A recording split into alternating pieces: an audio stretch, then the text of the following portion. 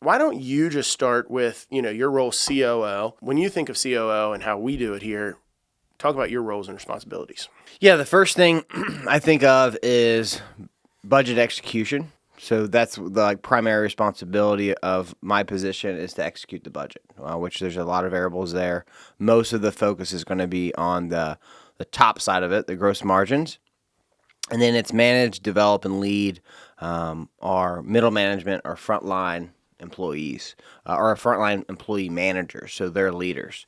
So all of the business unit managers, we call them business managers. Some companies call them service managers that lead their department. So you have, plumbing, HVAC, electrical, drains, sewer, water cleanup. Each of those departments have their own leader. And we also have a sales leader. We have a unique role for our sales team and our electric team, but we can dive into that in a little bit.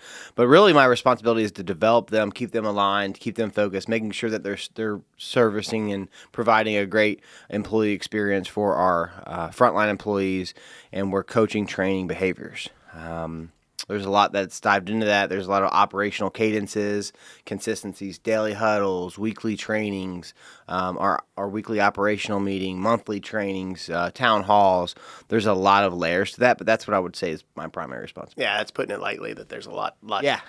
to do there. I mean, essentially the operations role is everything about revenue, everything about direct expenses, So our gross margin, our gross profit dollars, when we say above the line, what we mean is revenue, all dollars that come through the door, minus labor, material, sales expense, subcontractors, permits. That's the dollars that generate gross margin, right?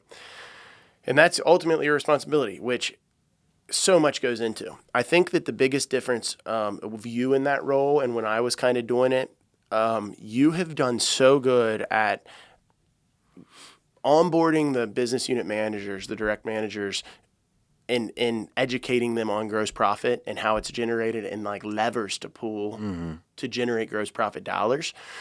I think flashback, we were talking about revenue all the time. We still talk about revenue a lot, but revenue was the lever. It was we want to be more profitable, build more revenue, and we'd look at gross profit at the end of the month. And even weekly, we looked at some of it, but people didn't have an understanding of how to really change it. So mainly what we're talking about there is labor and material.